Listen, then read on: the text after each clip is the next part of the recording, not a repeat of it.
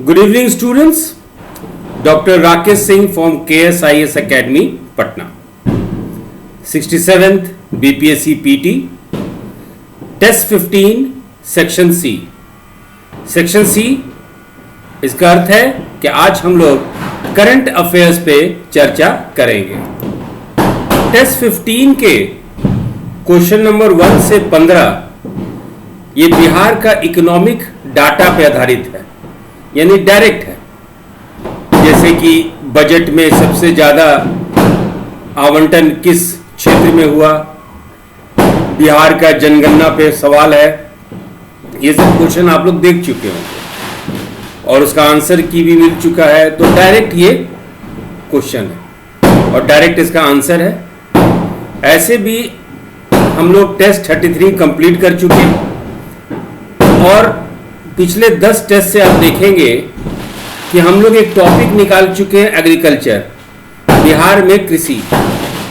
तो कृषि के अंतर्गत हम लोग सब्जी देखे, फल देखे, फूल देखे, पशुधन देखे। तो 10 टेस्ट में हम लोग बहुत सीरियसली सिस्टमैटिकली चल रहे हैं और ये सारे को हम एक संकलित करके एक आपका इकोनॉमिक सर्वे पे आधारित वो टेस्ट रहेगा, उसका डिस्कशन भी रहेगा।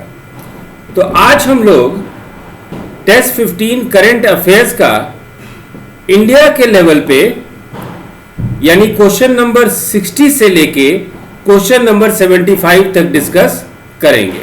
चलिए क्वेश्चन नंबर 61, सितंबर 2021 में भैंसों की एक प्रजाति मांडा, ये भैंसों की एक प्रजाति, एक स्पीसीज है भैंसों की, तो राष्ट्रीय पशु आनुवांशिक संसाधन ब्यूरो, याद रखिएगा ये शब्द बच्चों, राष्ट्रीय पशु आनुवांशिक संसाधन ब्यूरो, जिसको हिंदी में हम लोग, जिसको शॉर्ट फॉर्म में हम लोग कहते हैं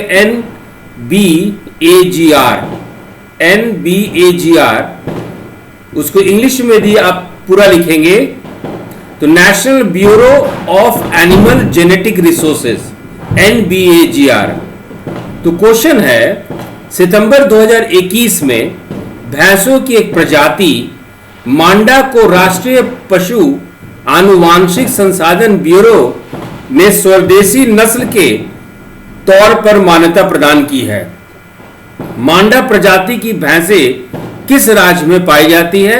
तो सही आंसर है ओडिशा। इंग्लिश में पढ़ देते हैं। इन September 2021 a species of the buffalo manda has been recognized as an indigenous breed by the National Bureau of Animal Genetic Resources, in which state manda species of buffalo are found. So manda species of buffalo are found in Odisha. तो question number 61 का सही option है सी, यानी ओडिशा। देखिए, राष्ट्रीय पशु आनुवांशिक संसाधन ब्यूरो,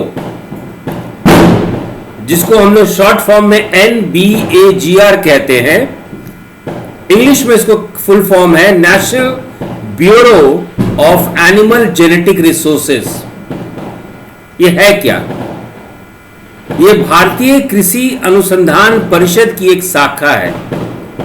ये Indian council of agriculture research का एक विंग है।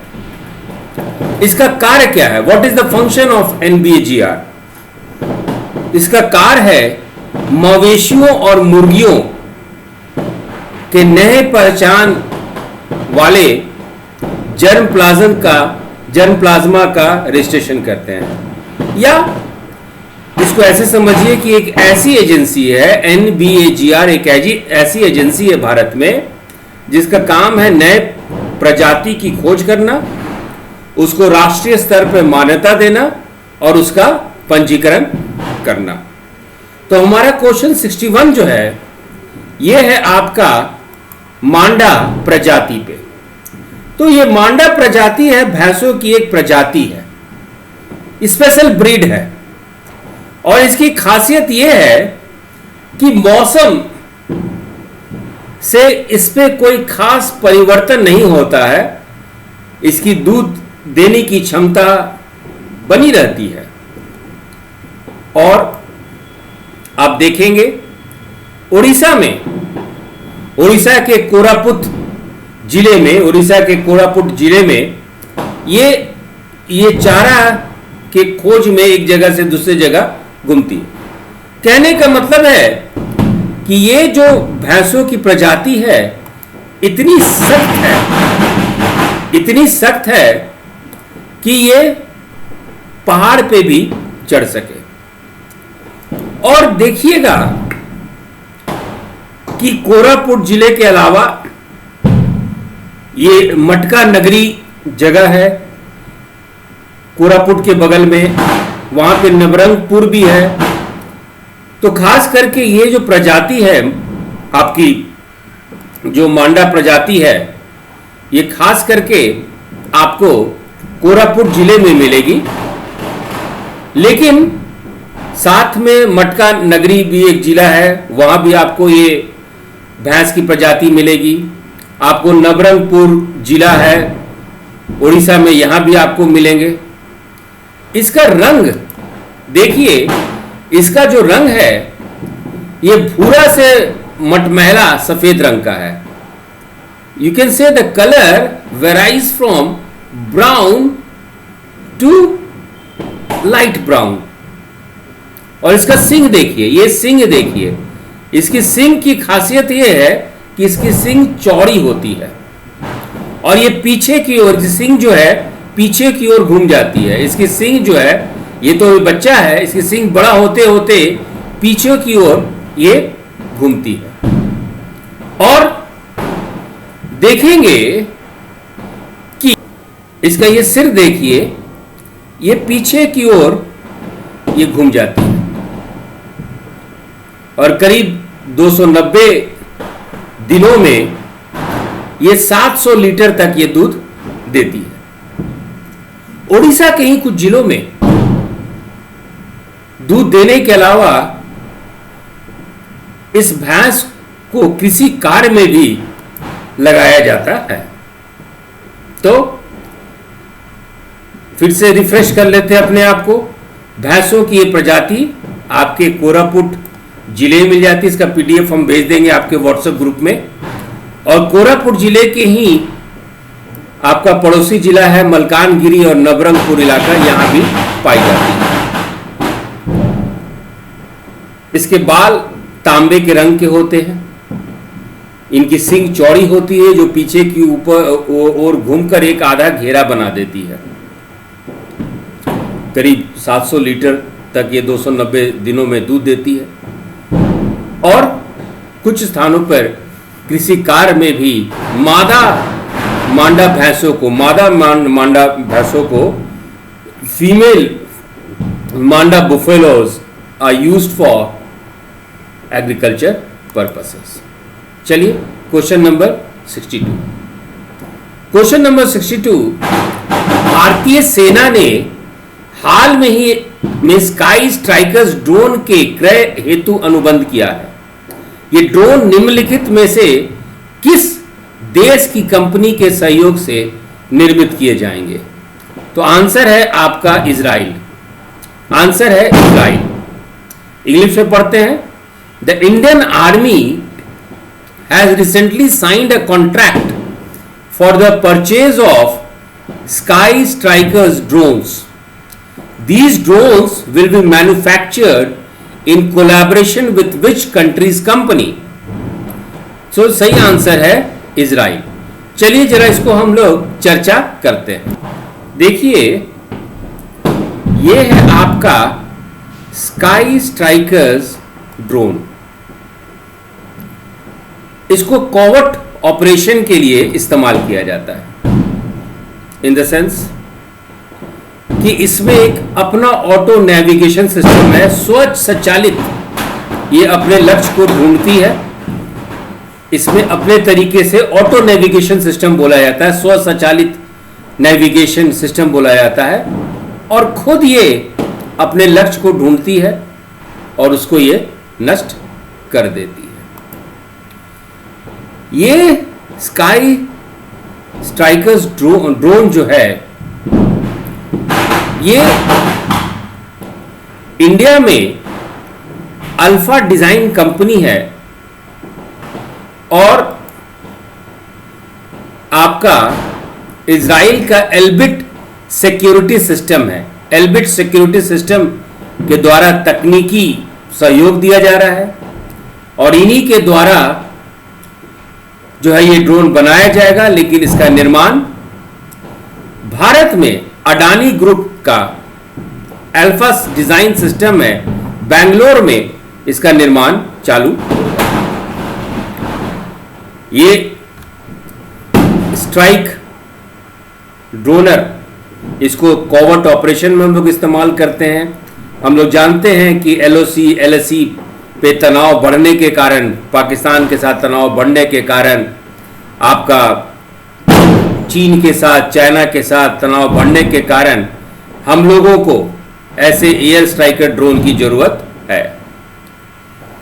ये एयर स्ट्राइकर ड्रोन इजराइल जो है बहुत ही सफलतापूर्वक आर्मेनिया और अजरबैजान में इस्तेमाल कर चुकी है। अब देखिए कि ये एयर स्ट्राइकर ड्रोन अपने लक्ष्य को ये मॉनिटर करती है।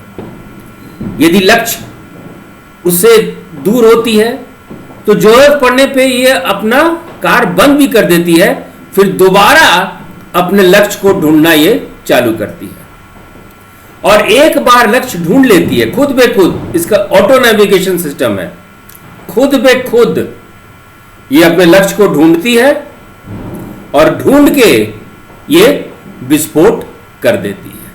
यानी लक्ष्य को नष्ट करने की स्वयं इसके पास अपनी शक्ति है। देखिएगा कि इसका जो रेंज है, इसका रेंज जो है 100 किलोमीटर तक है और एक साथ ये 5 से 10 किलोग्राम विस्फोट के साथ ये उड़ान भर सकती है और इसको किसी भी एयर बेस की जरूरत नहीं है। आप इसको जरूरत के अनुसार हाथ के द्वारा भी उसको स्काई में लॉन्च कर सकते हैं, हाथ के द्वारा, या मशीन के द्वारा भी इसको आप आसमान में पहुंचा सकते हैं और वहीं से ये खुद अपना लक्ष्य जो है सेल्फ नेविगेशन सिस्टम बोलते हैं या स्वयं संचालित मोड से ये अपने लक्ष्य को ढूंढती है। और खासियत इसमें यह है कि लक्ष्य को नष्ट करने के बाद जरूरत के अनुसार यह अपने आप को भी नष्ट कर देती है और इसीलिए इसको इस तरह के स्काई स्ट्राइकर ड्रोन को हम लोग सुसाइड ड्रोन भी कहते हैं या एक कैमिकेज ड्रोन के श्रेणी में इसको रखते हैं। ये 20 किलोमीटर की दूरी 10 मिनट में तय कर लेती है। इसका रफ्तार, इसका स्पीड 185 किलोमीटर प्रति घंटा है। तो क्वेश्चन नंबर 62, भारतीय सेना ने हाल ही में स्काई स्ट्राइकर्स ड्रोन के क्रय हेतु अनुबंध किया है। ये ड्रोन निम्नलिखित में से किस देश की कंपनी के सहयोग से निर्मित किए जाएंगे? तो वो है इजराइल। 62 का सही ऑप्शन है C. The Indian army has recently signed a contract for the purchase of sky strikers drones. These drones will be manufactured in collaboration with which country's company? Answer is C, that is your Israel. तो 62 का सही option है सी। यही है आपका India का नया sky striker drone. इसकी खासियत, ये 100 से अधिक इस तरह का स्काई स्ट्राइकर ड्रोन खरीदने की घोषणा की गई है और भारत की अल्फा डिजाइन और इजराइल की एल्बिट सिक्योरिटी सिस्टम के साथ एक संधि हुआ है, एक संधि पर हस्ताक्षर हुआ है। A contract has been signed, अनुबंध बना है और इस अनुबंध के तहत 100 करोड़ रुपए में या 100 करोड़ रुपए के लागत से 100 से अधिक स्काई स्ट्राइकर ड्रोन सेना को उपलब्ध कराया जाएगा। अल्फा डिजाइन की निर्माण इकाई बेंगलोर में है और यहीं से हम लोग को बहुत जल्दी यह आत्मघाती ड्रोन हम लोग को मिलने की उम्मीद है। चूंकि यह आत्मघाती है, जरूरत पड़ने पे लक्ष्य को नष्ट करके खुद भी नष्ट हो जाती है, इसीलिए इसको सुसाइड ड्रोन अथवा कैमिकेज ड्रोन के नाम से भी जाना जाता है। इस तरह का ड्रोन हमारे लिए बहुत जरूरी है, भारत के लिए बहुत जरूरी है। इसका उपयोग हम लोग बालाकोट जैसे मिशन में कर सकते हैं, क्योंकि ये स्वयं के नेविगेशन का उपयोग करती है और लक्ष्य को ढूंढ निकालती है। It uses self navigation system. तो चलिए क्वेश्चन नंबर 63, अगला क्वेश्चन पे चलते हैं। 7 सितंबर 2021 को किस देश ने पृथ्वी अवलोकन उपग्रह गाओफेन 02 का सफल प्रक्षेपण किया? सही आंसर है चीन। क्वेश्चन नंबर 63 इंग्लिश में पढ़ते हैं। Which country successfully launched earth observation satellite Gaofen 5 on 7 सितंबर 2021? तो सही आंसर है चाइना। तो क्वेश्चन नंबर 63 का सही ऑप्शन है आपका चीन।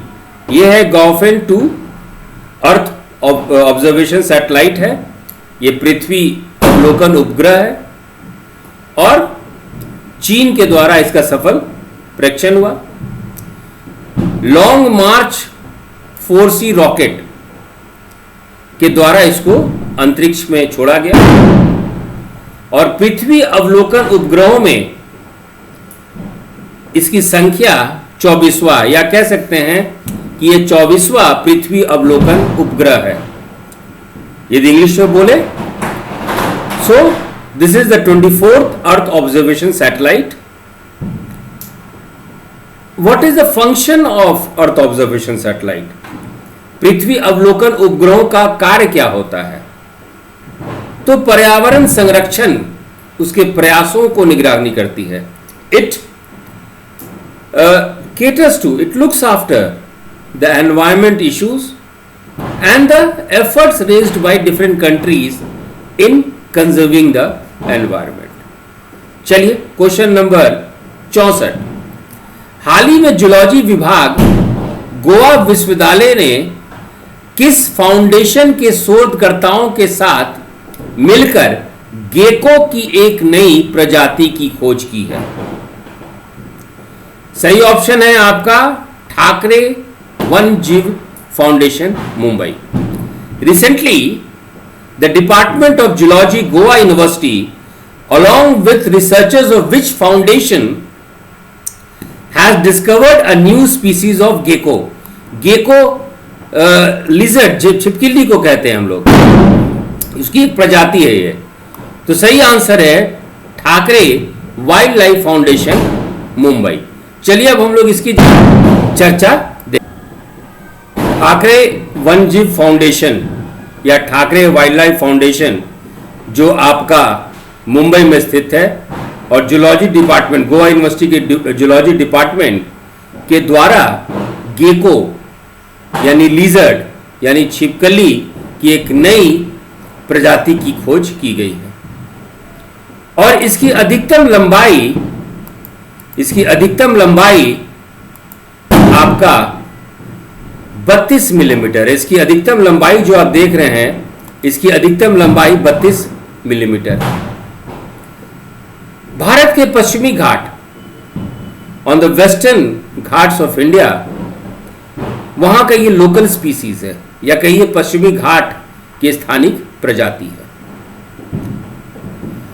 वैज्ञानिकों ने पता लगाया कि किस जीनस से संबंधित है, तो जीनस का नाम है हेमीफाइलोडैक्टिलस।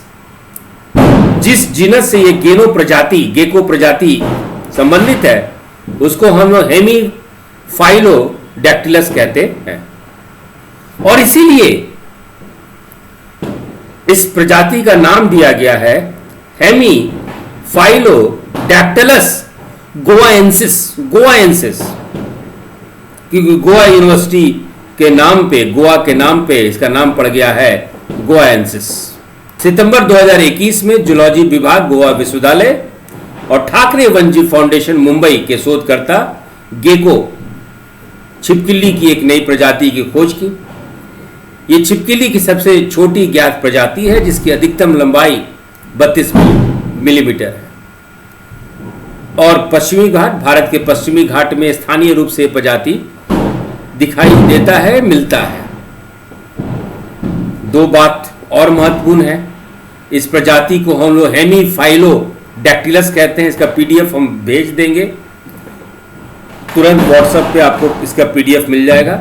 इस प्रजाति को हम लोग हेमीफाइलोडैक्टिलस जीनस से संबंधित कहते हैं और इसीलिए इसका नाम है हेमीफाइलोडैक्टिलस गोएंसिस। तो चलिए अगला क्वेश्चन हम लोग डिस्कस करते हैं। यही है आपको गेको छिपकली की नई प्रजाति है, बहुत छोटी है, 32 मिलीमीटर। देखिए इसको हाथ में रखा गया, 32 मिलीमीटर अधिकतम लंबाई 32 मिलीमीटर है।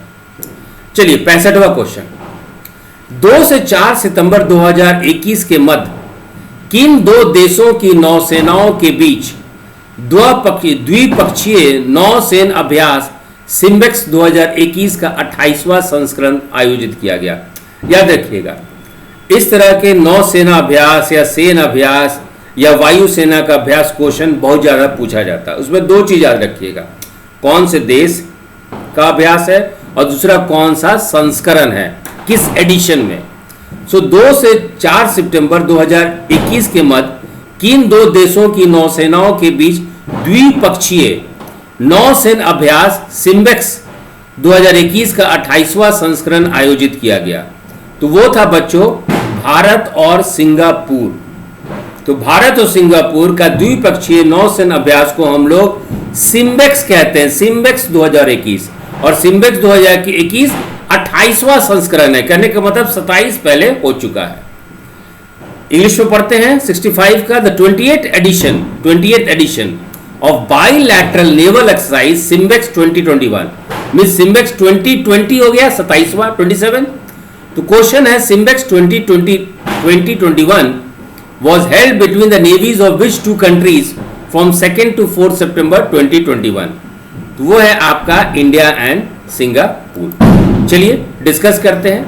तो सिम्बेक्स 2021 का 28वां संस्करण, सिंगापुर भारत का समुद्री द्विपक्षीय अभ्यास सिम्बेक्स 2021 के नाम से जाना जाता है। 28वां संस्करण 2021, 27वां संस्करण 2020।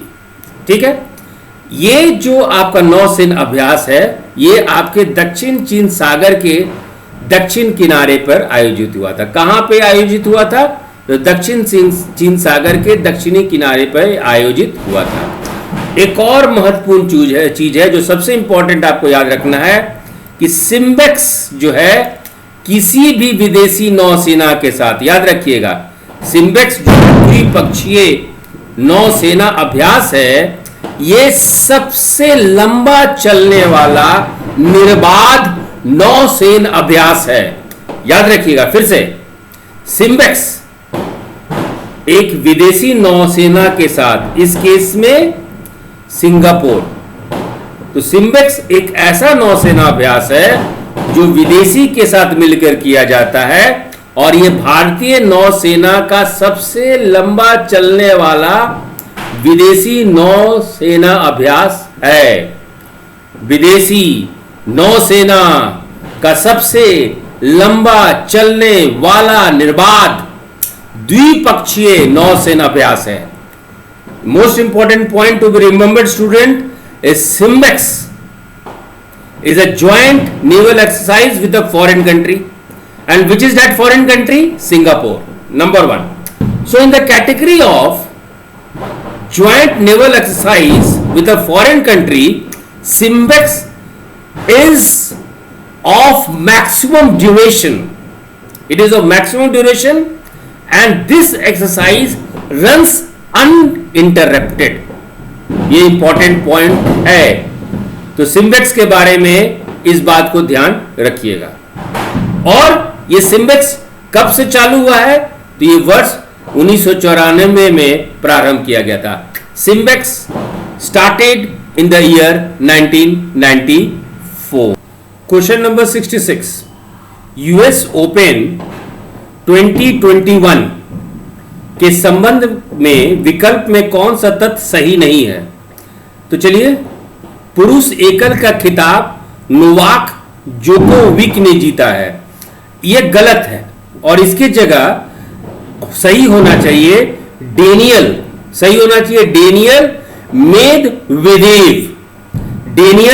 मेदवेदेव, जो रूस के हैं। तो पुरुष एकल का खिताब नोवाक जोकोविक की जगह आप लोग लिखिए डेनियल मेदवेदेव, जो कि रूस के हैं। ये गलत था, ये ऑप्शन गलत है। बी, महिला एकल का खिताब एम्मा राडुकानु ने जीता है, ये सही है। पुरुष युगल का खिताब जोइस सेलिसबरी और राजीव राम की जोड़ी ने जीता है, ये भी सही है। मिश्रित युगल का खिताब जोए सेलिसबरी और डेसिरे क्रॉकजिक की जोड़ी ने जीता, ये भी सही है। तो बी, सी और डी सही है, ए गलत है।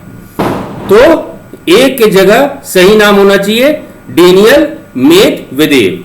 इंग्लिश में पढ़ते हैं question number 66, which one of the following is not correct in the option regarding US Open 2021? तो Novak Djokovic has won the men's single titles. It is wrong. Daniil Medvedev from Russia has won the men's single title. तो A option is wrong. Emma Raducanu has won the women's single title. It's correct.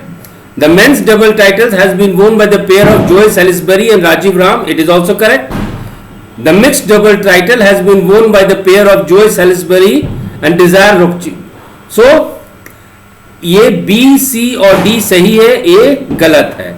ठीक है बच्चों, तो पुरुष एकल में विजेता हैं डेनियल मेदवेदेव, जो कि रूस के हैं। चलिए क्वेश्चन नंबर 67, 6 सितंबर 2021 को कौन टेस्ट क्रिकेट में भारत की तरफ से सबसे तेजी से 100 विकेट लेने वाले तेज गेंदबाज बन गए हैं? Shardul Thakur, Jasprit Bumrah, Umesh Yadav, Mohammad Siraj. On 6 September 2021, who has become the fastest bowler to take 100 wickets for India in Test cricket? A. Shardul Thakur, B. Jasprit Bumrah, C. Umesh Yadav and D. Mohammad Siraj. सही ऑप्शन है B, यानी जसप्रीत बुमराह। ये है जसप्रीत बुमराह, आप लोग सब कोई जानते होंगे इनको। तो ये भारतीय तेज गेंदबाज हैं और टेस्ट क्रिकेट में भारत की तरफ से सबसे तेजी से 100 विकेट लेने वाले तेज गेंदबाज ये बन गए हैं। बुमराह अपने 24वें टेस्ट में ये उपलब्धि हासिल किए। और एक इतिहास भी चलते हैं हम लोग कि एक थे आपके तेज गेंदबाज और स्पिनर दोनों थे, और उनका नाम था प्रसन्ना, इरापली प्रसन्ना, स्पिनर। तो सबसे कम टेस्ट में 20वें टेस्ट में ही 100 विकेट हासिल करने वाले ये पहले गेंदबाज थे। तो सेकंड नंबर पे आपके जसप्रीत बुमराह, जो कि तेज गेंदबाज हैं, और सबसे पहले प्रसन्ना, इरापली प्रसन्ना थे, स्पिनर थे, और वो अपने 20वें टेस्ट में ही 100 विकेट हासिल किए। क्वेश्चन नंबर 68, 5 सितंबर 2021 को संपन्न बैडमिंटन प्रतियोगिता मैक्सिकन इंटरनेशनल चैलेंज 2021 के पुरुष एकल का खिताब किसने जीता है? तो वो जीतने वाले का नाम है लुइस एनरिक पेनेलवर। इंग्लिश में who has won the men's single title of the Mexican international challenge 2021, a badminton competition that concluded on 5th September 2021. So correct answer is Luis Enrique Penalver. तो 68 का सही ऑप्शन है B. 68 का सही option है B. Question number 69, 5 सितंबर 2021 को संपन्न golf प्रतियोगिता टूर चैंपियनशिप 2021 का खिताब किसने जीता? तो वो है पैट्रिक कैंटले।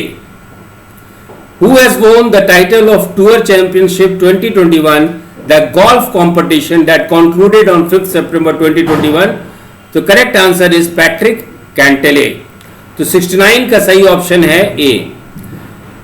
ये देखिए 25 सितंबर 2000 माफ कीजिएगा 2 से 5 सितंबर 2021 के बीच में, इस अवधि में 2 से 5 सितंबर के अवधि में टूर सत्र में या गोल्फ प्रतियोगिता टूर चैंपियनशिप आप कह लीजिए, इसमें अटलांटा के, यानी अटलांटा आपके यूएसए का पार्ट है, अटलांटा आपके संयुक्त राज्य अमेरिका में है, और यहीं पे ये कंपटीशन गोल्फ प्रतियोगिता टूर चैंपियनशिप जो है कार्यक्रम हुआ।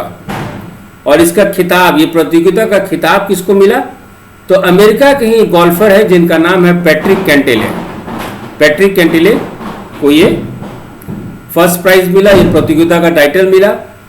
और जो रनर अप रहे, जो दूसरे स्थान पर रहे, वो थे स्पेन के स्पेनिश गोल्फर जिनका नाम था जॉन रम। क्वेश्चन नंबर 70 25 अगस्त 2021 को इंग्लैंड क्रिकेट टीम के पूर्व कप्तान टेड डेक्स्टर का निधन हो गया। उन्होंने कितने टेस्ट मैचों में कप्तानी की थी? तो सही आंसर है सी 30। इंग्लिश में, farmer England cricket team captain Ted Dexter passed away on 25th August 2021. In how many test matches was he the captain? So he was the captain for 30 test matches. तो 70 का सही option है सी। यही है आपके Ted Dexter है, और 25 अगस्त 2021 में इनका निधन हो गया। वो इंग्लैंड की तरफ से 62 टेस्ट मैच खेले, जिसमें से 30 मैच में वो टीम के कप्तान रहे।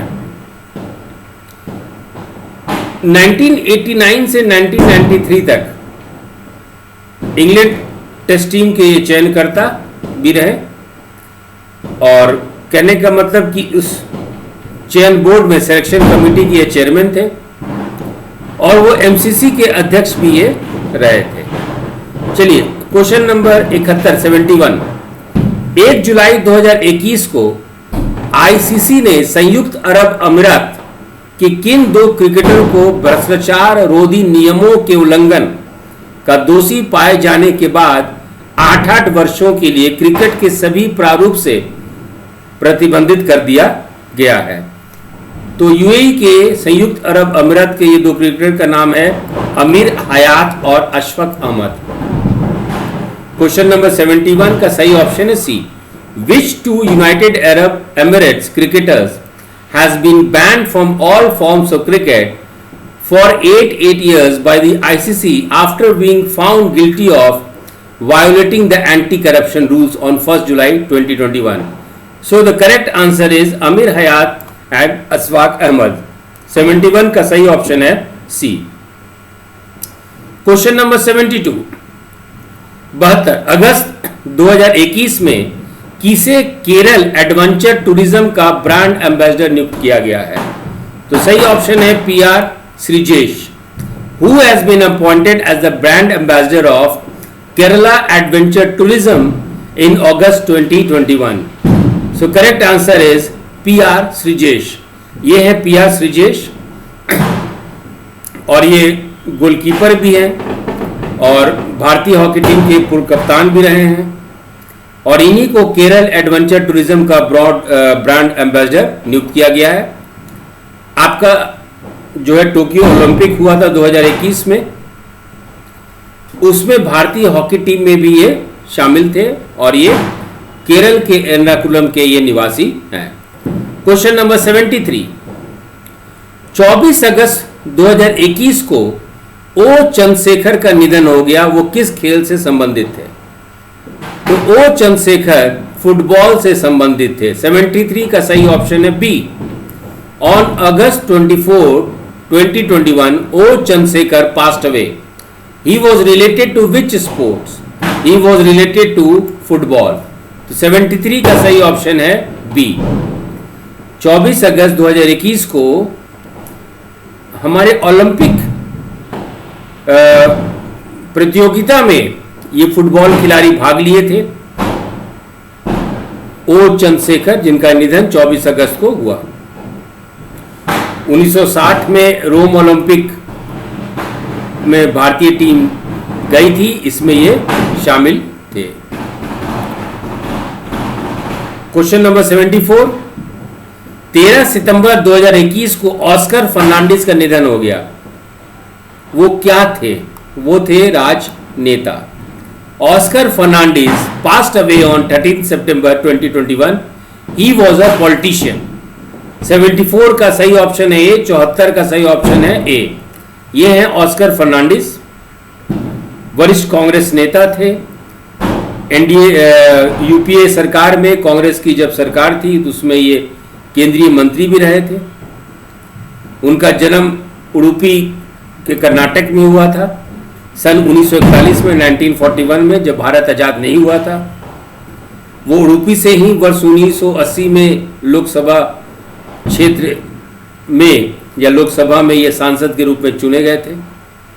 राज्यसभा के भी ये सदस्य रहे हैं। तो 1980 में he was a member of parliament from Lok Sabha and his constituency was Udupi in Karnataka and he also was a member of Rajya Sabha. 75 question number 75, सितंबर 2021 में केंद्र सरकार ने किसे राष्ट्रीय कंपनी विधि अपील अधिकरण का कार्यवाहक अध्यक्ष नियुक्त किया गया? राष्ट्रीय कंपनी विधि अपील अधिकरण कहने का मतलब है कि एक है राष्ट्रीय कंपनी विधि अपील अधिकरण को इंग्लिश में हम लोग बोलते हैं national Company Law Appellate tribunal.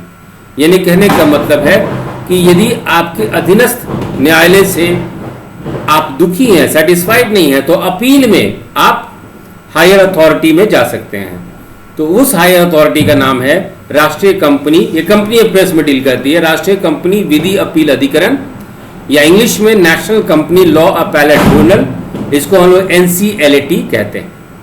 तो क्वेश्चन नंबर 75 इसी पे है कि केंद्र सरकार ने किसे राष्ट्रीय कंपनी विधि अपील अधिकरण का कार्यवाहक अध्यक्ष नियुक्त किया है? तो वो है आपके न्यायमूर्ति M वेणुगोपाल। तो 75 का सही ऑप्शन है C. In September 2021 who was appointed by the central government as the acting chairman of National Company Law Appellate Tribunal. So correct answer is C, Justice M Venugopal. अब देखिए कि इस पद पे वो कार्यवाहक है ना, एक्टिंग चेयरमैन के रूप में ये अपना स्थान ग्रहण करेंगे। NCLAT national Company Law Appellate tribunal, इसका गठन कंपनी अधिनियम कंपनी अफेयर्स 2013 की धारा 410 के तहत किया गया था और 1 जून 2016 से ये ट्रिब्यूनल प्रभावी है। जो भी नेशनल कंपनी लॉ से, उस अथॉरिटी से, उस कोर्ट से, उस अधिकरण से जो भी सुनवाई से संतुष्ट नहीं है, वो अपील में national Company Law Appellate tribunal जा सकते हैं। तो NCLAT ये नेशनल कंपनी लॉ अधिकरणों के आदेशों पर अपील की सुनवाई के लिए ये जिम्मेदार है। तो चलिए इसके साथ ही हमारा क्वेश्चन नंबर 75 संपन्न हुआ। अगले वीडियो में हम लोग टेस्ट 16 डिस्कस करेंगे। Thank you, good night and all the best for your exam.